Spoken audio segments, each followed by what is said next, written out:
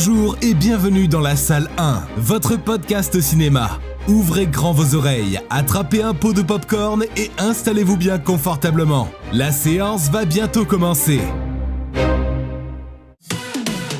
Bonjour tout le monde et bienvenue dans l'épisode 7 de Salle 1, le podcast cinéma. On espère que vous allez bien, mais la question qui tue, est-ce que toi ça va Sébastien ? Moi ça va bien, mais tu es si loin. Oh, c'est vrai, tellement loin. Alors, vous le savez peut-être si vous nous suivez sur Facebook, et suivez-nous sur Facebook, vous auriez tout en exclusivité. Mais aujourd'hui, on a déménagé, non pas de votre plateforme préférée, mais de local. On s'est fait prêter un local par Espace Avenir de la ville où nous sommes, Matane. Donc, on les remercie tout d'abord pour ce prêt, puis on a eu un petit peu de matériel en plus en cadeau. C'est comme si c'était Noël. Ouais, en plein mois d'avril, j'aime ça. Oh, si c'était moi, ce serait Noël tous les jours, mais le Père Noël, c'est une ordure. Quelle belle transition. Bravo. En tout cas, cette semaine, on va continuer à parler cinéma. D'abord, dans l'avant-séance, je vais vous présenter les films qui arrivent dans les 2 prochaines semaines, puis on va parler un tout petit peu, un chouïa du Festival de Cannes qui s'en vient. En deuxième partie, on va vous chroniquer donc nos 2 films dans la séance. Moi, je vous chroniquerai Oh to Have Sex, et Sébastien vous chroniquera Les Évadés ou Shawshank Redemption. Exactement. Et enfin, pendant le générique, on a un tout nouveau concept, on vous garde la surprise. Ça, c'est pour le... En vidéo, c'est watch time, mais en audio, qu'est-ce qu'on dirait ? Audio écoute time. Le listen time. Alors, restez bien jusqu'à la fin pour découvrir notre nouveau concept de générique. Est-ce que t'es prêt, Sébastien ? À fond. Alors, on est parti pour l'avant-séance. Salle 1, le podcast.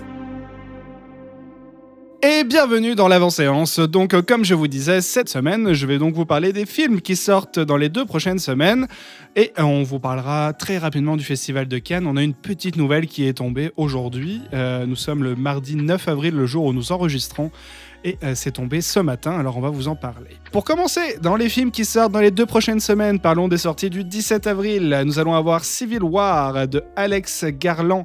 Rien à voir avec les Avengers, parce que moi, ça fait 1 mois que j'entends parler de ce film et j'ai l'impression qu'il va y avoir un nouvel Avengers. C'est vrai. Mais non, c'est Alex Garland avec Kirsten Dunst, Wagner Moura et Kylie Spaeny. Et ça parle d'une course effrénée à travers une Amérique fracturée qui, dans un futur proche, est plus que jamais sur le fil du rasoir. Un petit film post-apocalyptique des familles qui a l'air vraiment sympa. Les graphismes ont l'air incroyables. J'ai vu la bande-annonce. J'ai vraiment hâte de voir ce film. Et d'après ce que je vois, la twittosphère, parce que oui, chez moi, on est encore chez Twitter, est assez contente et enthousiaste à voir ce film. Donc voilà, ça sort le 17 avril, en même temps que Monkey Man de Dev Patel. Avec Dev Patel lui-même, Sikandar Kher et Sharto Copley. C'est en Inde, un jeune homme qui sort de prison, il se retrouve dans un monde où règne la cupidité des chefs d'entreprise et, à l'inverse, l'érosion des valeurs spirituelles. Puis, la semaine d'après, donc 17 plus 7, ça fait 24, si je ne suis pas trop mauvais en calcul. Donc, le 24 avril sort Back to Black de Sam Taylor Johnson avec Marisa Abela, Jack O'Connell et Eddie Marsan. Et Back to Black, ça retrace la vie de la musique d'Amy Winehouse à travers la création de l'un des albums les plus iconiques de notre temps, inspiré par son histoire d'amour passionné et tourmenté avec Blake Fielder Civil. Et enfin, nous aurons aussi Challengers de Luca Guadagnino avec Zendaya, Mike Fest et Josh O'Connor, encore un... Ah non, c'était O'Connell avec Back to Black, là c'est O'Connor. Et cette fois-ci, ça parle que durant leurs études, Patrick et Art tombent amoureux de Tashi. À la fois amis, amants et rivaux, ils voient tous les 3 leurs chemins se recroiser des années plus tard. Leur passé et leur présent s'entrechoquent et les tensions jusque-là inavouées refont surface. Voilà plein de films à aller voir au cinéma dans les 2 prochaines semaines. N'hésitez pas à vous y rendre. Moi, vraiment, mon attente, c'est Civil War. Pareil, le prochain Avengers, j'ai hâte. Tu sais qu'il y en aura sûrement pas d'autres, Sébastien, ou en tout cas pas avec le cast original. Super. Et voilà, je suis désolé de t'apprendre ça. Mais tu sais ce que je vais t'apprendre aussi ? De quoi ? Le Festival de Cannes, c'est quand même bientôt. Ah bon ? Eh oui, c'est au mois de mai, le Festival de Cannes. Ça ouvre le 14 mai et ça fermera le 25 mai. Donc la cérémonie aura lieu à Cannes, parce que c'est le Festival de Cannes, sur la Croisette. Et cette année, on va y retrouver George Lucas. Et ça me fait vraiment plaisir. Et oui, messieurs, dames, George Lucas, il est invité au Festival de Cannes pour recevoir une palme d'or exceptionnelle pour l'ensemble de sa carrière. Eh bien, écoutez, oui, un grand oui, Oui. il mérite ça. Puis, alors, cette année, la maîtresse de cérémonie, c'est Camille Cotin. Ok. Donc, moi, j'aime beaucoup Camille Cotin. Donc, pourquoi pas. J'ai hâte de voir ce que va donner le Festival de Cannes cette année. Normalement, l'alignement, on dit l'alignement, mais genre, les nommés devraient être annoncés dans les prochains jours. Donc, on vous en parlera sûrement lors du prochain épisode. Exactement. Puis on fera évidemment une émission spéciale en direct, pas de Cannes, ni en direct. Non, on n'a pas eu notre accréditation, mais on la fera avec grand plaisir en différé. Et en direct, mais de Matane. Exactement. Et c'est terminé pour l'avant-séance. Sébastien, je te propose que nous passions tout de suite à la séance. Salle 1. Et donc aujourd'hui, dans la séance, on vous chronique 2 films comme à chaque épisode. Et cette semaine, Sébastien va commencer avec Les Évadés. Exactement. On en avait parlé il n'y a pas si longtemps dans le jeu des citations. Et c'était le dernier épisode, l'épisode 6. Exactement. Donc c'était il y a vraiment pas longtemps. Donc, Les Évadés ou Shawshank Redemption en anglais ou À l'ombre de Shawshank au Québec et au Nouveau-Brunswick. Petit clin d'œil. Donc c'est un film de 1994 réalisé par Frank Darabont. Ce gars-là, on pourrait en faire une émission à part entière parce que donc c'est un réalisateur américain né en France dans un camp de réfugiés à Montbéliard de parents réfugiés politiques hongrois. Ah ouais. Donc ce gars, tu vois déjà, il a un passé quand même assez compliqué, on va dire. Et il est connu donc pour ce film, mais aussi pour 2 autres films issus tous les 3 avec celui-ci d'œuvres de Stephen King. Donc il y a Shawshank Redemption, The Mist de 2007 et un certain La Ligne Verte. Mais c'est pas lui qui a fait la ligne verte. Si, C'est lui qui a fait la ligne verte. il a fait les 3. Waouh. Bah écoute, tu m'apprends quelque chose. J'ai toujours cru que c'était quelqu'un d'autre. Je ne sais pas qui, mais j'ai toujours pensé que c'était quelqu'un d'autre. Bah voilà, bah c'est lui. Donc, comme je l'ai dit, ce film est tiré d'un court roman de Stephen King qui s'appelle Rita Hayworth et la rédemption de Shawshank, avec comme acteurs principaux un certain Tim Robbins, connu pour ce film évidemment, et un monsieur moins connu, Morgan Freeman. Oh, c'est qui ça? Un petit gars, un mec qui va percer, je pense. Je te propose le pitch. Oh oui, le pitch. Alors, Red, incarné par Morgan Freeman, est condamné à perpétuité. Avec lui, un certain Andy Dufresne, Tim Robbins, un gentil banquier injustement condamné pour meurtre, se lie d'une amitié inattendue qui va durer pendant plus de 20 ans. Ensemble, ils découvrent l'espoir comme l'ultime moyen de survie. Sous des conditions terrifiantes et la menace omniprésente de la violence, les 2 condamnés à perpétuité récupèrent leurs âmes et retrouvent la liberté dans leur cœur. C'est beau. C'est très beau. J'en pleure. Donc ce film, évidemment, est extrêmement connu. On le connaît tous, on l'a au moins vu une fois dans nos vies. En France, surtout, il était souvent diffusé à la télé. Mais ce qu'il faut savoir, c'est que ça a été un échec commercial à sa sortie. Il est à peine rentré dans ses frais. Et en France, tu sais combien il a fait d'entrées au cinéma? Quand même quelques millions, j'imagine. 219 000. Et des brouettes. Ah ouais. Et en fait, c'est en 95, quand il est sorti en VHS, qu'il a vraiment commencé à être connu. Il va notamment avoir 7 nominations aux Oscars en 95, un au Grammy pour la nomination pour la meilleure bande-son, et une nomination aux Golden Globes, plus d'autres petits festivals moins connus. Je ne vais pas tous les lister parce que sinon on y passe la journée. Il va quand même gagner quelques prix de meilleur film étranger dans divers festivals en 95 et 96. Mais ce qui est assez étonnant, c'est que le film a vraiment pas marché au cinéma à sa sortie, mais pourtant les critiques sont unanimes. Unanimes au point que, donc en 96, le film est élu meilleur film sur IMDb, parce qu'IMDb existait déjà en 96. Première nouvelle. Bah oui, dis donc. Le film est toujours, depuis 2008, meilleur film sur IMDb, avec une note de 9,3 sur 10. IMDb qui est quand même une référence en termes de notation de film. En 2007, il va rentrer dans le top 100 de l'American Film Institute, 72e place, ce qui est pas mal. En 2011, le magazine anglais Empire le classe dans les 500 meilleurs films de tous les temps, à une petite 4e place. Ah ok. J'étais en mode, ah bah ok, 490e, mais non. Non, 4e. Ensuite, Allociné, en France, en 2021, il est classé par le public 6e meilleur film de tous les temps. En 2015 maintenant, j'adore ce film, je te l'ai déjà dit. Ouais. Donc en 2015, le film est sélectionné par le National Film Registry pour être conservé donc à la bibliothèque du Congrès des États-Unis en raison de son intérêt culturel, historique et esthétique. Waouh. Est-ce que j'ai vraiment besoin d'autres arguments pour dire que ce film, il faut le voir?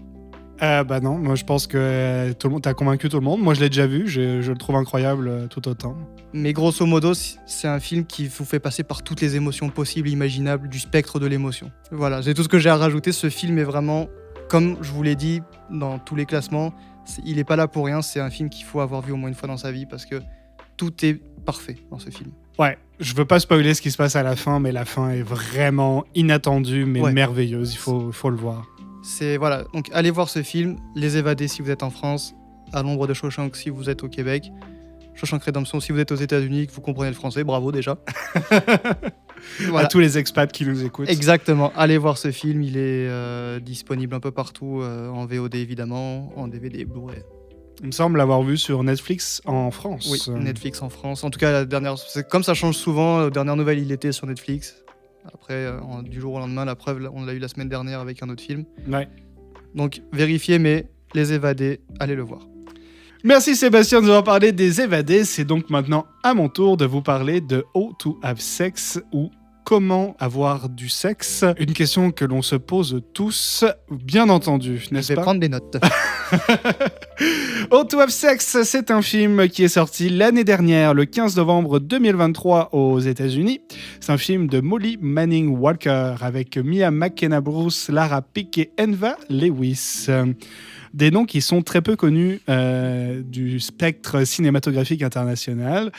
Et pourtant, ils sont là et ils ont fait un film et ça a secoué les critiques parce que je me souviens déjà du mois de novembre 2023 comme si c'était hier. Et tout le monde n'arrêtait pas d'aduler ce film à sa sortie. Et tout le monde était « Wow, il faut absolument voir ce film, il est incroyable ». Et je me souviens aussi de l'autre partie de la twittosphère qui n'arrêtait pas de dire « Oh non, ce film, c'est vraiment tout pourri ». C'est vrai. Alors, je l'ai regardé et je me suis fait mon propre avis. Mais avant de vous donner mon avis, je vais vous lire le pitch. Le pitch, qui est le suivant. Afin de célébrer la fin du lycée, Tara, Sky et M s'offrent leurs premières vacances entre copines dans une station méditerranéenne ultra fréquentée. Le trio compte bien enchaîner les fêtes, cuites et nuits blanches en compagnie de colocs anglais rencontrés à leur arrivée. Pour la jeune Tara, ce voyage de tous les accès à la saveur électrisante des premières fois, jusqu'au vertige. Face au tourbillon de l'euphorie collective, est-elle vraiment libre d'accepter ou de refuser chaque expérience qui se présentera à elle ? Alors là-dedans, qu'est-ce qu'on comprend ? C'est que ce sont 3 jeunes filles qui partent donc en spring break, comme on a l'habitude d'entendre parler, donc sur la côte, sur une station méditerranéenne, et tout ce qu'elles veulent, c'est se bourrer la gueule, puis avoir du sexe, hein, c'est dans le titre. Donc c'est ce qu'elles font, elles s'en vont, et en fait on a devant nous le vlog de ces 3 jeunes filles. Le vlog, pas dans la manière de filmer, mais plus dans la manière de raconter l'histoire, parce que c'est vraiment du décollage jusqu'au redécollage à la fin des vacances. Et écoutez, ça fait boum boum, y a de la musique beaucoup, ça fume beaucoup, ça boit beaucoup, c'est un vrai spring break. J'ai pas vu Projet X, mais j'ai comme l'impression que ça y ressemble un peu dans sa décadence. Dans sa décadence, exactement. Merci Sébastien, tu complètes mes phrases. C'est vraiment, cette station-là va devenir un centre de la déprave adolescente extrême, des fêtes à n'en plus finir, et on va quand même, au milieu de tout ça, aborder quelques sujets qui sont très importants. Notamment la pression sociale sur les premières fois, parce que c'est en fait ce que va vivre Tara, donc la lycéenne. Elles y vont entre copines avec toutes pour objectif de choper ou de pécho le plus beau des garçons qu'elles vont rencontrer ou la plus belle des filles en fonction de leur orientation sexuelle. Et donc voilà, ça va vraiment parler de cette pression sociale qu'on a sur la première fois à faire le plus tôt possible.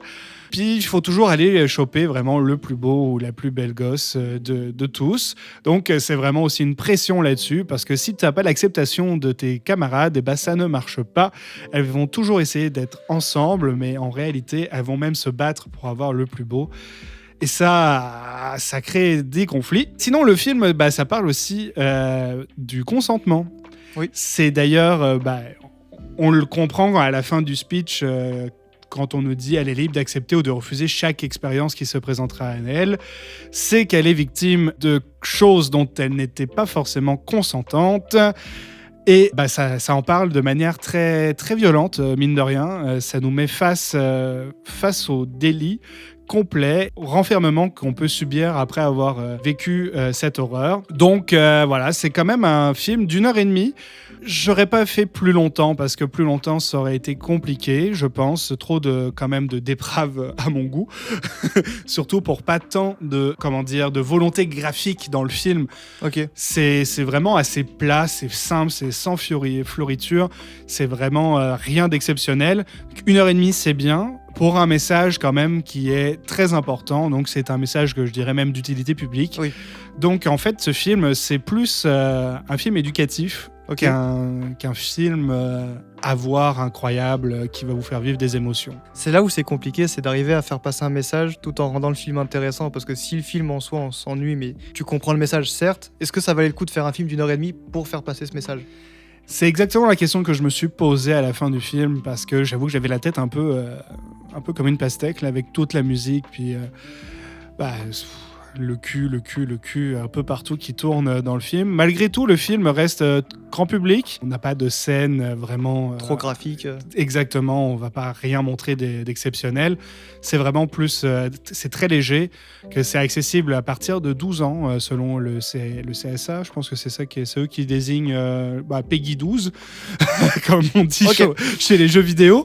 Mais voilà, c'est déconseillé au moins de 12 ans. Okay. Mais que c'est pas 16 ou 18, donc... vous pouvez montrer ça à vos jeunes aussi, ça pourrait être une bonne manière d'aborder le sujet du consentement. C'est dispo en VOD, c'est dispo en Blu-ray, ce n'est pas dispo sur les plateformes nulle part dans le monde, d'après ce que j'ai vu. Je vous encourage à le voir pour le message qui est passé, malgré que je ne lui ai mis qu'une note de 2.5 sur Letterboxd, j'avoue tout. Ok, bon, je ne l'ai pas vu donc je ne dirai rien. Écoute, si tu veux le voir, tu me feras signe, j'ai tout ce qu'il faut pour toi. Juste le film, ça ira. Et c'est ce qui met fin à notre séance, messieurs, dames. Et je vous propose donc d'aborder maintenant notre nouvelle chronique dans le générique. Salle 1, le podcast. Et aujourd'hui, dans le générique, on va parler d'un film dont on a soufflé quelques mots lors du dernier épisode, oui. Et dont un ami m'a discuté juste après en me disant « Clément, vous avez pas l'air d'accord sur ce film-là, ce serait bien que vous discutiez de savoir est-ce que c'est vraiment un bon ou un mauvais film. » Donc on remercie Benjamin pour cette idée, parce que je l'ai trouvée excellente.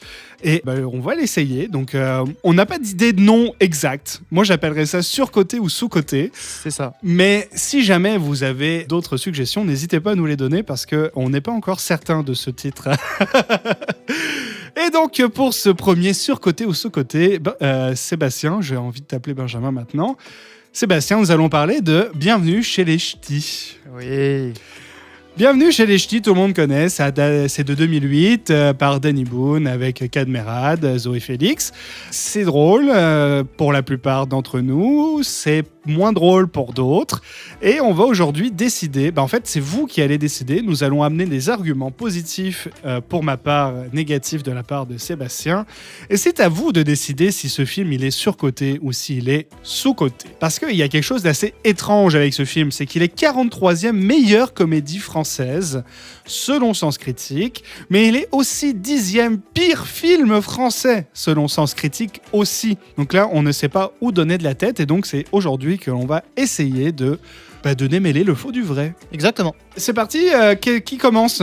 Écoute, si tu veux, je peux t'en parler rapidement, parce que je l'ai revu hier, pour justement me rafraîchir les idées. Vas-y. Et alors, j'ai le même problème que j'ai eu la première fois avec ce film, c'est que pendant, il dure quoi, 1h45, 1h50 ? Tu bouffes du stéréotype à foison, aussi bien du nord que du sud. C'est que du stéréotype tout le temps. Parfois, tu souris en mode « trop drôle ». Et la plupart du temps, je suis là en mode « ouais, on a compris, frère ». Tu vois, moi, je trouve que c'est ça qui fait aussi la force du film. C'est vraiment l'humour du langage. Parce que oui, c'est le côté un petit peu... On comprend pas au début, on se met un petit peu à la place de Kad Merad quand il arrive dans le Nord. On se dit, mon Dieu, mais c'est vrai que c'est pas facile à comprendre. Nous, on comprend parce que ça fait des années qu'on a vu le film puis tout ça, mais en réalité, c'est ça qui fait qu'on s'attache à Kad Merad et à son personnage. C'est le côté... on s'identifie un peu au fait qu'on comprend pas. Alors certes, les ch'tis, eux, doivent comprendre Oui. dans le Nord, mais tout le reste de la France qui n'en a jamais entendu parler ou qui n'a jamais entendu parler ch'ti, bah moi je trouve que c'est ça qui rajoute un petit peu d'humour au film, tu vois. C'est ça, mais en fait, le problème que j'ai, je vois l'idée de base du film qui est très bien en soi, mais pour une blague qui est drôle, t'en as 10 autour qui sont, je vais utiliser un terme, capillotractés. Waouh. Tu sais, genre, tu sais qu'elle va arriver, la blague, tu la vois arriver à 3 km, tu dis, ouais, bon, allez. Puis t'as une blague drôle. Tu sais, t'as Galabru, moi il m'a fait sourire, il fait c'est le Nord, avec son accent, tu vois. Ça c'est drôle, c'est mythique, ok, mais pour combien de blagues autour, il y a vraiment beaucoup de clichés tout le temps. Et tu vois, il y a plein de répliques comme celle que tu viens de citer, c'est le Nord de Michel Galabru, où c'est les chiens et pour les meubles, et pas les chiens, les animaux. Bref, il y a plein de répliques qui sont intemporelles. Oui, Et c'est ça que moi je considère comme incroyable, parce que finalement, ça fait quoi, 15, si je suis pas trop en calcul, ça fait 16 ans que le film est sorti. Et en 16 ans, on entend encore des gens dire « c'est le Nord ». ça oui, tu vois, mais il y a une bonne phrase. Par exemple, la phrase de chien que tu veux dire, les chiens, les quiens, Ouais. ils te font la blague au début, et pendant 10 minutes, ils te la resservent. On a compris la blague à un moment donné, les gars. Tu sais, moi, c'est ça qui me gêne, c'est qu'ils appuient tellement sur certaines blagues qu'on en oublie le scénario du film. Puis quand tu regardes le scénario du film, en soi, il est pas non plus... il est pas bon, disons que il a pas un Oscar, quoi, le film, tu vois. Je suis là en mode, oui, bon, les gars. Alors moi j'ai un autre point positif par contre Ok. pour le film, c'est que on vient vraiment créer le rayonnement d'une région qui était vraiment boudée par la France. C'est un petit peu stéréotypé, comme tu disais. Le Nord, c'est la pluie, c'est des gens qui tirent la gueule, on bouffe pas forcément bien, etc. Et finalement, ça vient aussi casser toutes ces idées-là. Cadmerade qui débarque, qui se rend compte que les gens ils sont super accueillants, on lui file des meubles gratos, on lui présente plein de monde. Alors il y en a certains comme la mère de Danny Boone qui sont un petit peu plus chauvines, puis Ouais. qui aiment pas trop les étrangers, mais finalement avec ce personnage-là on se rend compte qu'à la fin elle l'aime pareil et elle est aussi triste de le voir partir du Nord. La bouffe, juste avec la baraque chez Momo, ça vient montrer à quel point c'est pas si mauvais que ça, la gastronomie du Nord. Bref, je pense que ce film aurait pu être sponsorisé par l'Office du tourisme du Nord-Pas-de-Calais. Oui.